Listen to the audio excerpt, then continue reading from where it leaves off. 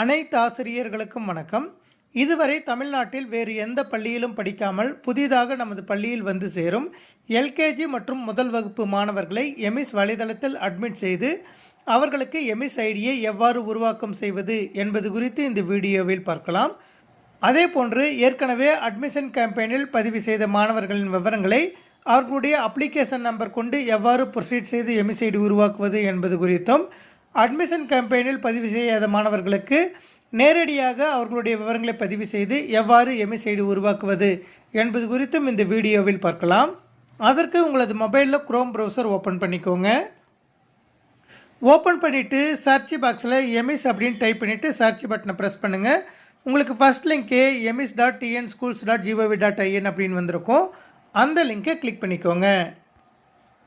நீங்கள் கிளிக் பண்ணினதும் user name password type பண்ண சொல்லி கேட்கும். யூசர் நேம் அப்படிங்கிற இடத்துல உங்களது பள்ளியின் 11 டிஜிட் யூடிஎஸ் நம்பரும், பாஸ்வேர்டு அப்படிங்கிற இடத்துல எமிஸ்க்கு என்ன பாஸ்வேர்டு கொடுத்துருக்கீங்களோ அந்த பாஸ்வேர்டை டைப் பண்ணிவிட்டு லாகின் பட்டனை ப்ரெஸ் பண்ணுங்கள்.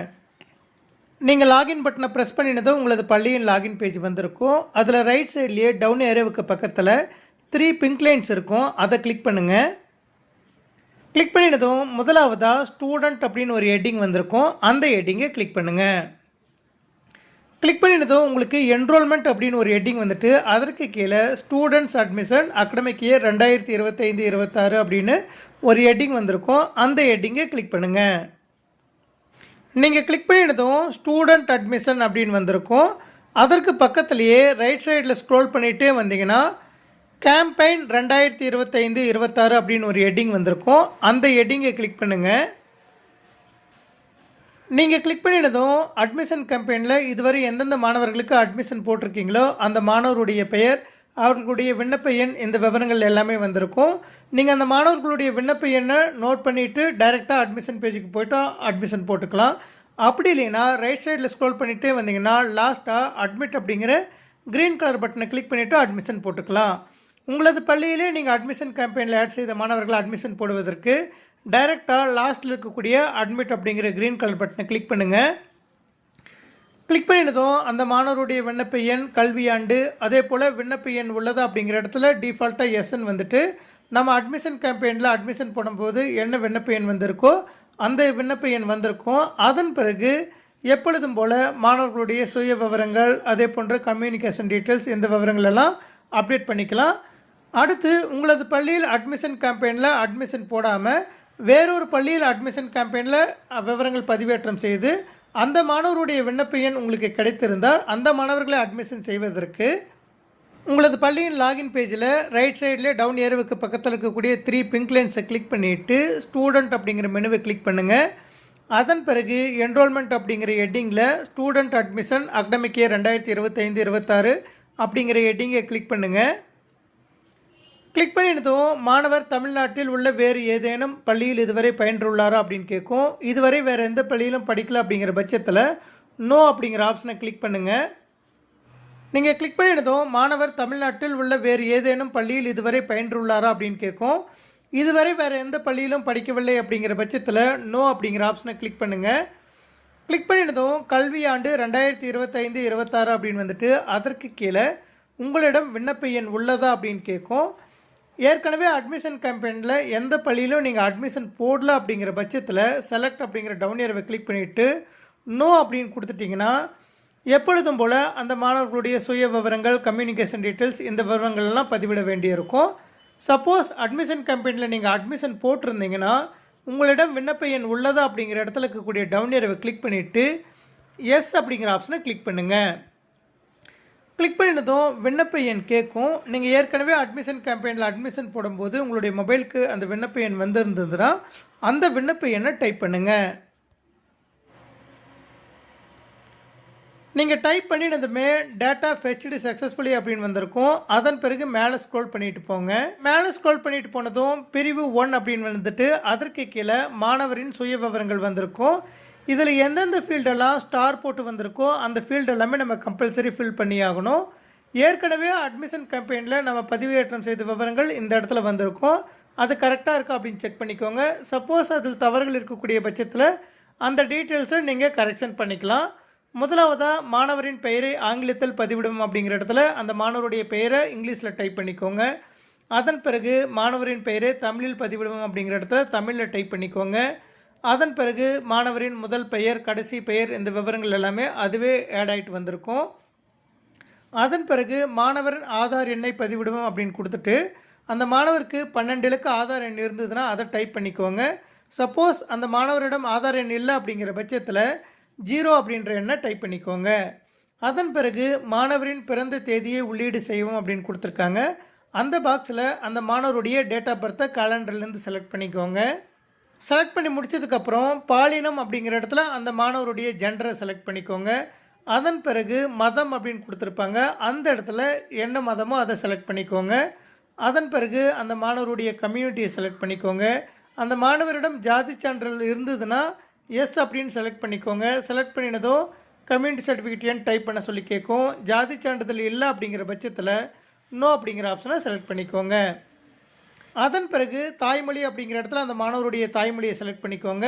பிளட் குரூப் தெரிஞ்சிருந்ததுன்னா பிளட் குரூப்பை செலக்ட் பண்ணிக்கோங்க. தெரியல அப்படிங்கிற பட்சத்தில் அந்த ஃபீல்டை எம்டியாக விட்டுக்கோங்க.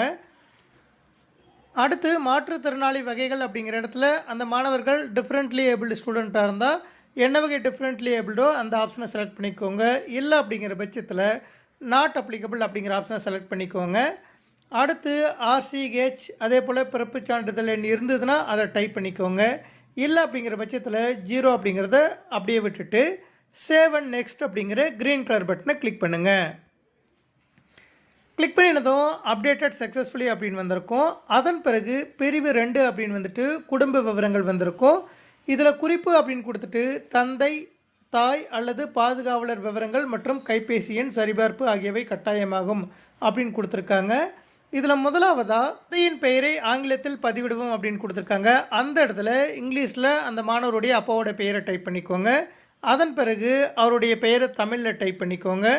அடுத்ததாக தந்தையாரின் கல்வி தகுதி அப்படிங்கிற டவுன் ஏரோவை கிளிக் பண்ணிவிட்டு அவங்களுடைய கல்வி தகுதி என்னவோ அதை செலக்ட் பண்ணிக்கோங்க. அதன் பிறகு அவருடைய தொழிலை டவுன் ஏரோவை செலக்ட் பண்ணிவிட்டு கரெக்டான தொழில் விவரத்தை செலக்ட் பண்ணிக்கோங்க. அடுத்ததாக தந்தையாரின் ஆதார் எண் அப்படிங்கிற இடத்துல அவருடைய தந்தையோட 12 இலக்க ஆதார் எண்ணை டைப் பண்ணிக்கோங்க. ஆதார் எண் இருக்கக்கூடிய பட்சத்தில் ஆதார் எண் டைப் பண்ணிக்கோங்க. இல்லைன்னா அந்த ஃபீல்டு அப்படியே விட்டுருங்க. அடுத்து தாயாரின் பெயரை ஆங்கிலத்தில் பதிவிடுவோம் அப்படின்னு கொடுத்துருக்காங்க. அந்த ஸ்டூடெண்ட்டோட தாயாரோட பெயரை இங்கிலீஷில் டைப் பண்ணிக்கோங்க. அடுத்ததாக தமிழில் டைப் பண்ணிக்கோங்க. அடுத்து கல்வி தகுதி அப்படிங்கிற இடத்துல அவங்களுடைய கல்வி தகுதி அதே போல் அவர்களுடைய தொழில் விவரங்கள் இதெல்லாமே செலக்ட் பண்ணிவிட்டு அவங்களுக்கு ஆதார் எண் இருந்ததுன்னா 12 இலக்க ஆதார் எண்ணை டைப் பண்ணிக்கோங்க. இல்லைன்னா 0 போட்டுக்கோங்க. அடுத்து பாதுகாவலரின் பெயரை ஆங்கிலத்தில் பதிவிடும் அப்படின்னு கொடுத்துருக்காங்க. அந்த குழந்தைக்கு தந்தை, தாய் இருவரும் இல்லாத பட்சத்தில் பாதுகாவலருடைய விவரங்களை ஃபில் பண்ண வேண்டும்.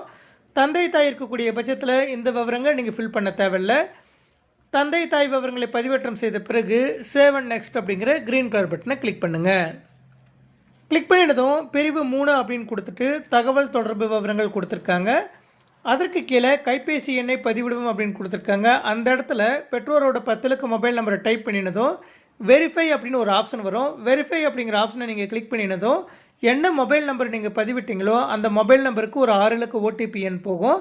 அந்த OTP எண்ணை அந்த பெற்றோரிடம் வாங்கி நீங்கள் பதிவிட்ட பிறகு ஓகே கொடுத்துட்டிங்கன்னா இது போல் வெரிஃபைடு அப்படின்னு க்ரீன் கலரில் டிக் வந்துடும். டிக் வந்ததுக்கப்புறம் கைபேசி எண்ணுடைய உரிமையாளர் உறவு வகை அப்படின்னு கொடுத்து ஒரு டவுன் ஏரோ கொடுத்துருக்காங்க. அந்த மொபைல் நம்பர் அந்த குழந்தையோட அப்பாவுடையதா, அம்மாவுடையதா அல்லது ரிலேஷனுடையதா, இதில் எந்த ஆப்ஷன் அப்ளிகபிள் ஆகுதோ அதை கரெக்டாக செலக்ட் பண்ணிவிட்டு பெற்றோரின் பாதுகாவலின் மாற்று தொடர்பு எண் அப்படின்னு கேட்டிருக்காங்க. வேறொரு மொபைல் நம்பர் இருந்ததுன்னா அதை டைப் பண்ணிக்கோங்க. இல்லை அப்படிங்கிற பட்சத்தில் அதே மொபைல் நம்பரை டைப் பண்ணிக்கோங்க. அதன் பிறகு மின்னஞ்சல் முகவரி இருந்ததுன்னா டைப் பண்ணிக்கோங்க. இல்லைன்னா அந்த ஃபீல்டு எம்டியாக விட்டுக்கோங்க. அடுத்ததாக தொடர்பு முகவரி அப்படின்னு கொடுத்துருக்காங்க. அதில் அந்த ஸ்டூடெண்ட்டோட கதவு எண் தெரிஞ்சதுன்னா கதவு எண் வாங்கி டைப் பண்ணிக்கோங்க. அதே போல் தெருவின் பெயர், நகரத்தின் பெயர், மாவட்டத்தின் பெயர், இந்த விவரங்கள் எல்லாம் டைப் பண்ணிக்கோங்க. அதே போன்று தாலுக்கா பெயர் அப்படிங்கிற டவுன் ஏரோவை கிளிக் பண்ணிவிட்டு என்ன தாலுக்காவோ அதை செலக்ட் பண்ணிக்கோங்க. தாலுக்காவை செலக்ட் பண்ணி முடித்ததுக்கப்புறம் அஞ்சல் குறியீட்டு எண் அப்படிங்கிற இடத்துல 6 இலக்க பின்கோடை டைப் பண்ணிக்கோங்க. டைப் பண்ணி முடித்ததுக்கப்புறம் தொடர்பு முகவரி, நிரந்தர முகவரி ரெண்டும் ஒரே முகவரியாக இருந்ததுன்னா இந்த செக் பாக்ஸை டிக் பண்ணிட்டீங்கன்னா அதே விவரம் உங்களுக்கு இங்கே ஃபில் ஆகிட்டு வந்துடும். ஃபில் ஆகிட்டு வந்ததுக்கப்புறம் சேவ் அண்ட் நெக்ஸ்ட் அப்படிங்கிற க்ரீன் கலர் பட்டனை கிளிக் பண்ணிக்கோங்க. நீங்கள் சேவ் அண்ட் நெக்ஸ்ட் கொடுத்ததும் அடுத்ததாக மாணவரின் கல்விசார் விவரங்கள் அப்படின்னு வந்திருக்கும். அதில் சேர்க்கைக்கான வகுப்பு அப்படின்னு கொடுத்து ஒரு டவுன் ஏரோ கொடுத்துருக்காங்க. எந்த வகுப்பில் அட்மிஷன் போடணுமோ அந்த வகுப்பை செலக்ட் பண்ணிவிட்டு பிரிவு அப்படிங்கிற டவுன் ஏரோ கிளிக் பண்ணிவிட்டு செக்ஷனை செலக்ட் பண்ணிக்கோங்க. அதன் பிறகு சேர்க்கை எண் அப்படிங்கிற இடத்துல அட்மிஷன் ரிஜிஸ்டரில் என்ன நம்பர் போட்டிருக்கீங்களோ அந்த நம்பரை போட்டுட்டு சேர்க்கை தேதி அப்படிங்கிற இடத்துல எந்த தேதியில் அட்மிஷன் போடுறீங்களோ அந்த தேதியை செலக்ட் பண்ணிக்கோங்க. அதன் பிறகு பயிற்றுமொழி அப்படிங்கிற டவுன் ஏரோவை கிளிக் பண்ணிவிட்டு பயிற்றுமொழியை செலக்ட் பண்ணிவிட்டு லாஸ்ட்டாக இருக்கக்கூடிய சேவ் அண்ட் நெக்ஸ்ட் அப்படிங்கிற க்ரீன் கலர் பட்டனை கிளிக் பண்ணுங்கள். அடுத்ததாக பிரிவு 5 அப்படின்னு வந்துட்டு அதில் ஒரு 4 கொஸ்டின்ஸ் கொடுத்துருக்காங்க.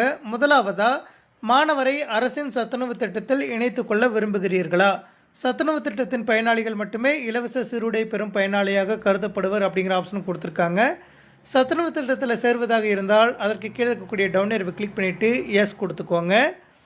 அடுத்து, மாணவரை முதலமைச்சரின் காலை உணவு திட்டத்தில் இணைத்து கொள்ள விரும்புகிறீர்களா அப்படின்னு கேட்கும். எஸ் அப்படின்னா எஸ் கொடுத்துக்கோங்க. அடுத்தது, மாணவருக்கு பஸ் பாஸ் தேவை அப்படின்னு கொடுத்துருக்காங்க. அதற்கு கீழே இருக்கக்கூடிய டவுன் ஏரோவை கிளிக் பண்ணிவிட்டு பஸ் பாஸ் வேணும்னா எஸ் போட்டுக்கோங்க, இல்லைன்னா நோ போட்டுக்கோங்க. அடுத்து, மாணவர் விடுதி மாணவர் அப்படின்னு கொடுத்து ஒரு டவுன் ஏரோ கொடுத்துருக்காங்க. அதை கிளிக் பண்ணிவிட்டு டே ஸ்காலராக இருந்தால் டே ஸ்காலர் செலக்ட் பண்ணிக்கோங்க. ஹாஸ்டலில் தங்கி படிக்கக்கூடிய மாணவர் இருந்தால் ஹாஸ்டலர் அப்படிங்கிற ஆப்ஷனை செலக்ட் பண்ணிக்கோங்க. செலக்ட் பண்ணி முடிச்சதுக்கப்புறம் லாஸ்ட்டாக இருக்கக்கூடிய சப்மிட் அப்படிங்கிற க்ரீன் கலர் பட்டனை கிளிக் பண்ணுங்கள். கிளிக் பண்ணினதும் ரிஜிஸ்டர்டு சக்ஸஸ்ஃபுல்லி அப்படின்னு வந்துட்டு அந்த மாணவருக்கான அட்மிஷன் சர்டிஃபிகேட் வந்திருக்கும். அதை நீங்கள் பிடிஎஃபாக டவுன்லோட் பண்ணி அந்த பேரண்ட்டுக்கு கொடுத்துடலாம்.